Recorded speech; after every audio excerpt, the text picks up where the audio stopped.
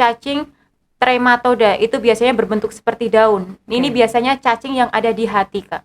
Ketika kita pada musim-musim kurban, Kak, kita biasanya sering nih sekarang menemukan cacing-cacing ini berada pada hati, organ hati, ada yang bergerak berbentuk daun. Nah, itu obat-obat cacing yang memang tidak boleh diberikan untuk induk-induk yang sedang bunting, seperti itu ya.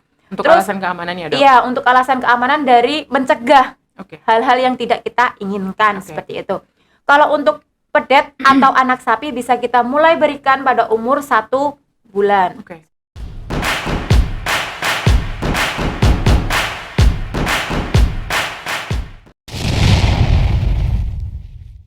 Halo kawan Baper, senang sekali hari ini kita bisa berjumpa lagi di Baper Podcast Balai Besar Pelatihan Peternakan Kupang, Omong Pertanian dan Peternakan.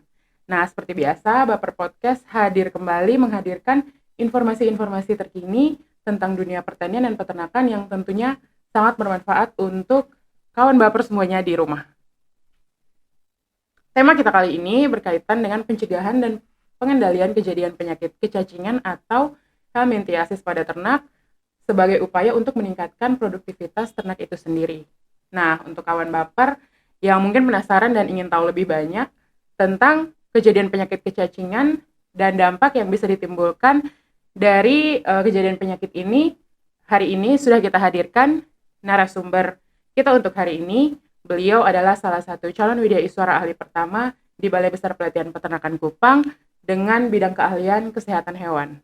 Langsung saja kita sapa Dr. Hewan Cahya Purnamasari, Magister Peternakan. Benar ya, Dok? Iya, betul.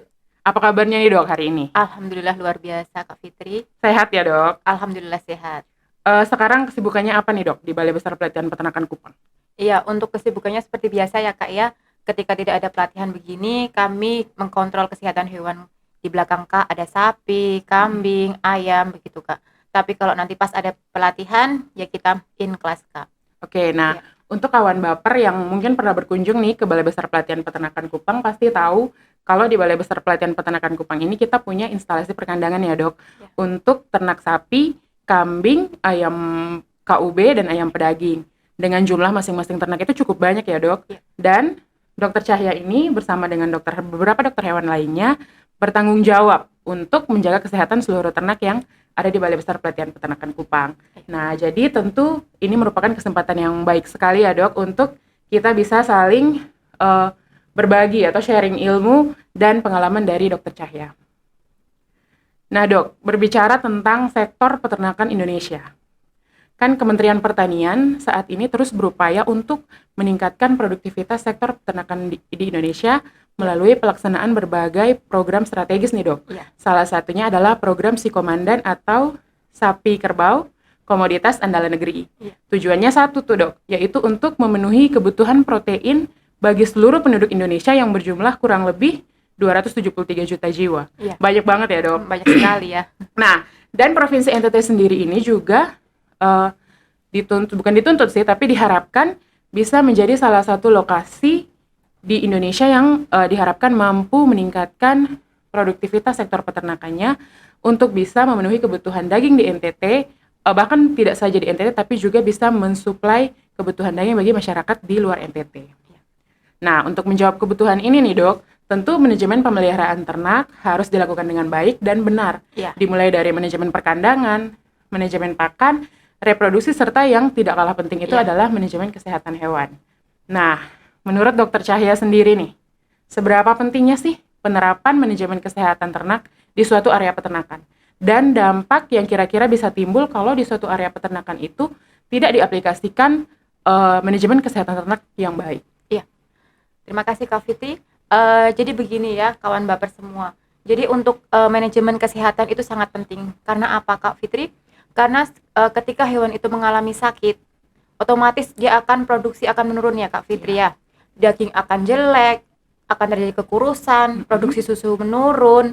Nah, selain itu juga dampak yang selanjutnya akan terjadi yaitu banyaknya kematian populasi. Di mana keduanya ini bisa mengakibatkan yaitu berdampak sangat tinggi terhadap faktor ekonomi pada peternakan itu sendiri, Kak Fitri. Jadi manajemen dari kesehatan ini sangatlah penting, Kak Fitri. Jadi pencegahan, pengendalian sebelum terjadinya suatu penyakit itu memang sangat-sangat penting. Oke, berarti bisa dikatakan bahwa penerapan manajemen kesehatan hewan dalam suatu area peternakan itu tidak kalah penting dengan manajemen-manajemen lainnya untuk mendukung keberhasilan suatu sektor peternakan ya dok. Ya. Nah, tadi dokter sempat berbicara tentang penyakit yang mungkin bisa timbul kalau kita tidak menerapkan manajemen kesehatan yang baik di Ya. suatu area peternakan. Ya. Nah, kita yang di NTT ini pasti familiar nih dok. Ya. Kalau ada hewan yang kurus, BCS-nya di bawah standar ya dok, biasanya langsung divonis nih, itu ternaknya itu pasti cacingan. Ya. Sapi itu pasti cacingan, kambing itu pasti cacingan. Nah, yang ingin saya tanyakan nih sebenarnya kecacingan atau bahasa kerennya helminthiasis ini sebenarnya apa sih dok penyebabnya? Dan ternyata tidak saja terjadi di manusia, tapi bisa menyerang ternak juga ya dok? Iya. Jadi helminthiasis atau kecacingan ini yaitu suatu penyakit atau sakit yang disebabkan oleh investasi parasit.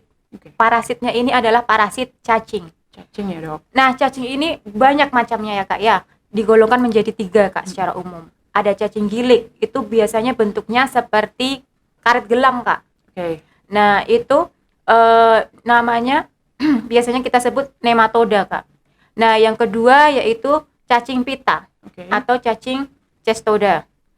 Terus yang terakhir yaitu cacing trematoda, itu biasanya berbentuk seperti daun. Ini Oke. biasanya cacing yang ada di hati kak. Oke. Ketika kita pada musim-musim kurban kak, kita biasanya sering nih sekarang menemukan cacing-cacing ini berada pada hati, organ hati. Ada yang bergerak berbentuk daun. Nah, itu cacing hati kak. Secara umum sih di Indonesia ini cacing hati itu sebenarnya ada 2 macam ya kak. Tapi di Indonesia yaitu yang sangat banyak itu Fasciola gigantica kak. Yang satunya lagi Fasciola hepatica. Tapi yang hepatica ini sangat jarang atau tidak ada di Indonesia. Sedangkan yang gigantica ini yang lebih banyak di Indonesia. Dia memiliki ciri yang lebih besar daripada yang Fasciola hepatica seperti itu. Oke. Nah, balik lagi nih dok ke pengetahuan masyarakat awam yang mengatakan kalau hewan kurus itu langsung divonis cacingan. Sebenarnya itu benar nggak sih dok? Belum tentu ya kak ya. Tapi salah satu ciri dari kecacingan yang kronis itu biasanya adalah kekurusan itu sendiri. Tapi yang kurus itu belum tentu karena cacing. Bisa karena sakit yang kronis, bisa karena malnutrisi atau nutrisinya yang memang kurang, bisa juga karena dia adanya gangguan dari metabolisme dari hewan itu sendiri. Seperti itu. Oke, berarti sebenarnya kekurusan sendiri itu tidak saja identik dengan kejadian penyakit helminthiasis ya dok, sebenarnya banyak penyebabnya. Nah, khusus untuk penyakit helminthiasis nih dok, sebenarnya ada nggak sih gejala lain yang menciri nih dari kejadian penyakit helminthiasis pada ternak? Iya, jadi untuk kejadian helminthiasis atau kecacingan pada ternak itu, ciri yang lain selain kekurusan itu kak, itu yang pertama yaitu rambutnya berdiri. Oke. Terus kusam rambutnya, terus bisa terjadi konstipasi. Konstipasi ini disebabkan karena gumpalan dari cacing itu menutupi saluran pencernakan dari ternak itu sendiri.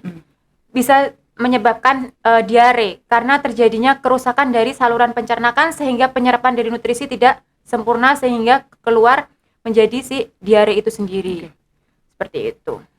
Berarti nih dok, karena dia tuh menyebabkan secara tampakan fisik nih, hewan yang terinfeksi kecacingan nih secara fisik kita lihatnya berarti kurang menarik untuk pembeli ya, karena dia mengalami penurunan berat badan yang signifikan, kemudian bulunya juga tidak bercahaya gitu ya, berdiri dan lain-lainnya. Jadi sebenarnya ini tuh sangat merugikan bagi peternak nih kalau ingin menjual ternaknya ke untuk yang ingin membeli ternaknya. Pasti ternak-ternak yang memiliki ciri-ciri kecacingan ini sudah pasti tidak akan dipilih gitu kan. Berarti penting nih untuk peternak untuk bisa melakukan pencegahan dan pengendalian terhadap kejadian kecacingan pada ternaknya. Iya kak. Nah, tapi walaupun tidak menimbulkan kejadian helminthiasis ini tidak sampai menimbulkan kematian ya dok, tapi di lain itu sebenarnya banyak kerugian yang ditimbulkan, bahkan menimbulkan kerugian ekonomi dan kerugian bagi masyarakat sebagai konsumen ya dok. Iya. Oke.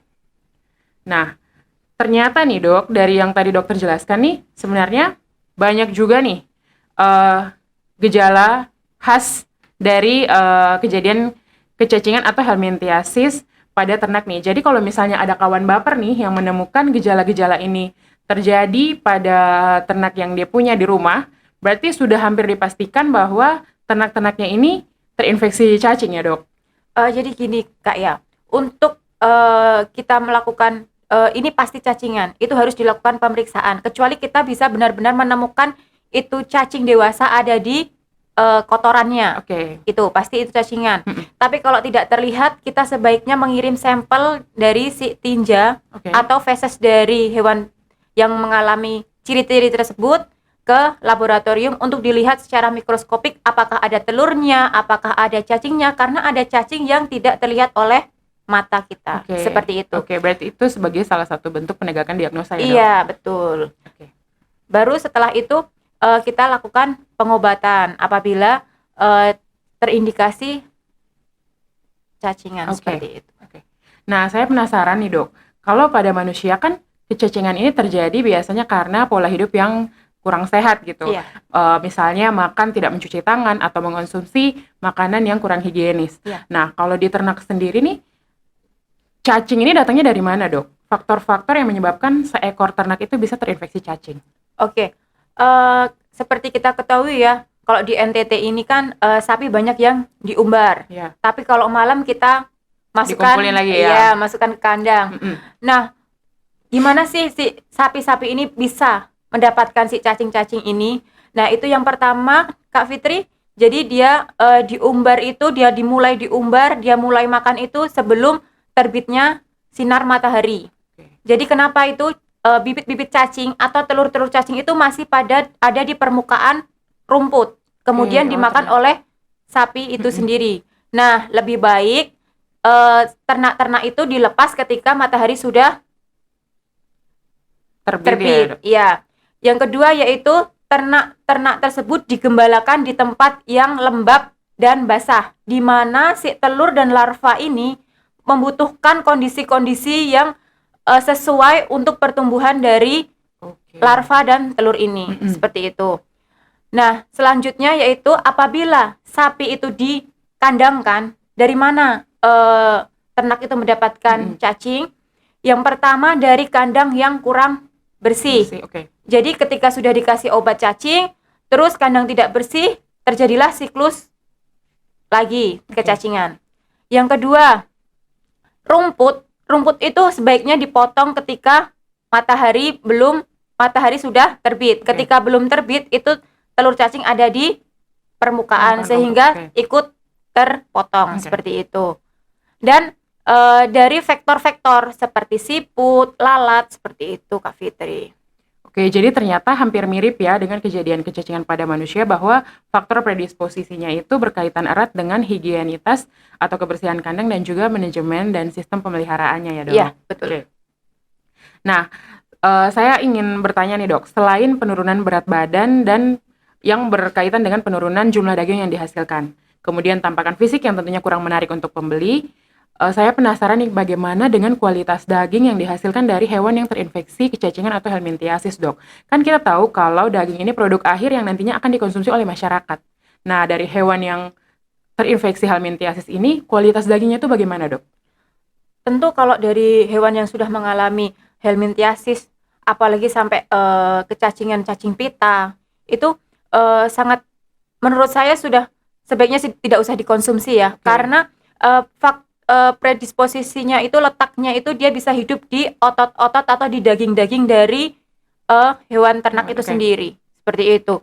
Jadi nanti dia akan mencemari dari produk daging itu, dan ketika dimasak kurang matang itu bisa menularkan cacing-cacing itu ke tubuh kita. Jadi sebaiknya apabila sudah mengalami kecacingan atau ada yang namanya itu ada larva-larva yang ada di daging, sebaiknya dagingnya sudah tidak dikonsumsi. Sebaiknya tidak dikonsumsi ya dok.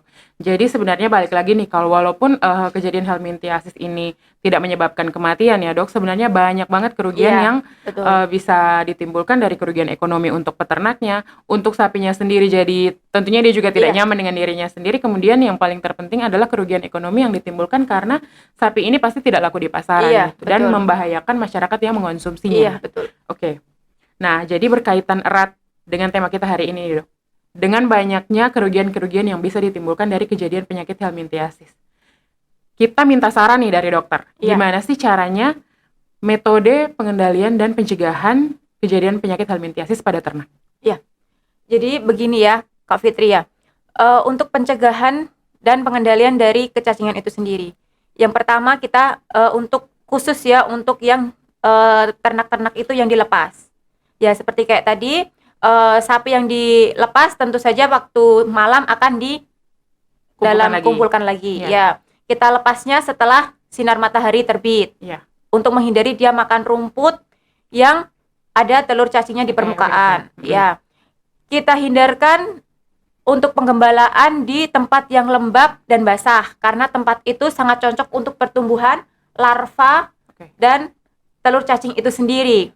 Ya, seperti yang kita ketahui ya, kalau pada penggembalaan kita nggak tahu nih setelah sebelum ini nih sapi mana yang sudah berjalan di sini. Betul, ya. Seperti itu karena telur-telur cacing itu akan dikeluarkan dari individu-individu sapi yang telah mengalami kecacingan, terus di dalam kotorannya akan ikut serta ya cacing itu sendiri, betul. Ya telur itu sendiri sehingga akan mencemari dari padang rumput itu sendiri. Betul. Seperti itu. Terus selanjutnya untuk ternak sapi yang dikandangkan. Yang pertama kita harus jaga kebersihan. Seperti itu. Jadi untuk kotoran segera kita alihkan ke tempat limbah untuk pembuangan akhir atau langsung dibuat ke pupuk. Seperti itu.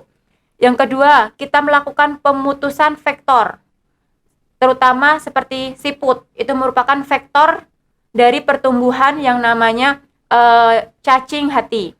Seperti itu. Kalau untuk lalat, itu untuk pertumbuhan cacing ini, Kak Fitri. Cacing mata. Pernah dengar ya? Pernah. Ya, seperti itu. Selain itu juga pemberian obat cacing itu sangat penting. 3-4 bulan sekali itu wajib sapi itu diberikan obat cacing. Atau induk-induk yang akan dikawinkan sebaiknya diberikan obat cacing terlebih dahulu. Terus setelah dia partus atau melahirkan dia segera diberikan obat cacing. Iya, karena apa? Karena ada obat-obat cacing yang memang tidak boleh diberikan untuk induk-induk yang sedang bunting. Seperti itu ya. Untuk alasan keamanan ya, Dok? Iya, untuk alasan keamanan dari mencegah hal-hal yang tidak kita inginkan. Seperti itu. Kalau untuk pedet atau anak sapi bisa kita mulai berikan pada umur 1 bulan. Seperti itu. Jadi sebenarnya kalau misalnya peternak itu jeli gitu dan mau untuk melakukan pengendalian nih ya, Dok, untuk pencegahan kejadian penyakit helminthiasis ini sebenarnya hal-hal itu bisa dicegah dan ternak-ternaknya itu akan aman dan tumbuh dengan baik gitu dan menghasilkan produk akhir yang baik juga. Nah, mungkin ada nih kawan baper yang setelah menyaksikan episode kali ini kemudian baru menyadari nih bahwa oh ternyata ternak saya juga mengalami gejala-gejala yang seperti yang tadi dijelaskan oleh dokter. Nah, kira-kira langkah yang selanjutnya harus saya ambil nih bagaimana, Dok? Ya, langkah yang sebaiknya diambil kalau kita memiliki akses untuk ke laboratorium, coba deh dicek fesesnya atau kotorannya ke laboratorium itu sendiri.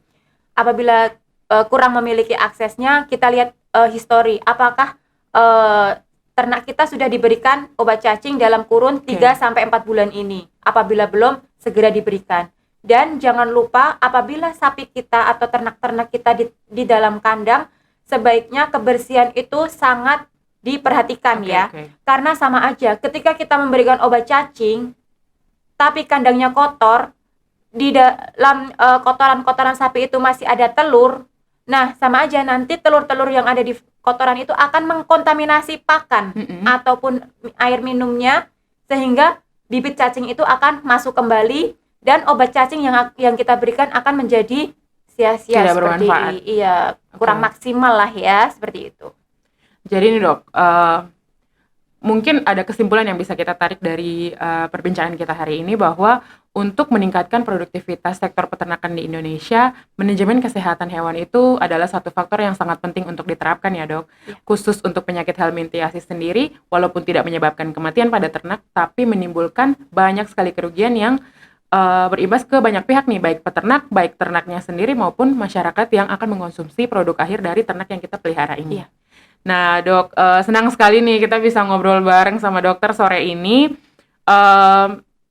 Semoga dokter tidak bosan ya dok untuk mampir terus di Baper Podcast Balai Besar Pelatihan Peternakan Kupang, karena saya yakin banyak banget nih informasi tentang kesehatan hewan yang dokter juga ingin sharing dengan kawan Baper nih di rumah. Oke, kita berharap semoga dokter sehat selalu nih, semangat terus Makasih. menjalankan tugasnya di Balai Besar Pelatihan Peternakan Kupang, dan sekali lagi jangan bosan-bosan untuk mampir ke Baper Podcast Balai Besar Pelatihan Peternakan Kupang ya dok. Oke. Demikianlah obrolan kita dengan Dr. Hewan Cahya Purnamasari, calon Widyaiswara Ahli pertama dari Balai Besar Pelatihan Peternakan Kupang. Nah, bagi kawan Baper yang sebenarnya masih ada pertanyaan atau masih ada hal-hal yang ingin didiskusikan, boleh banget nih datang ke Balai Besar Pelatihan Peternakan Kupang untuk berkonsultasi langsung dengan Dr. Cahya atau Widyaiswara yang lain yang ada di Balai Besar Pelatihan Peternakan Kupang. Dan jangan lupa teman-teman untuk like, comment, share, dan subscribe channel BWPP Kupang Media.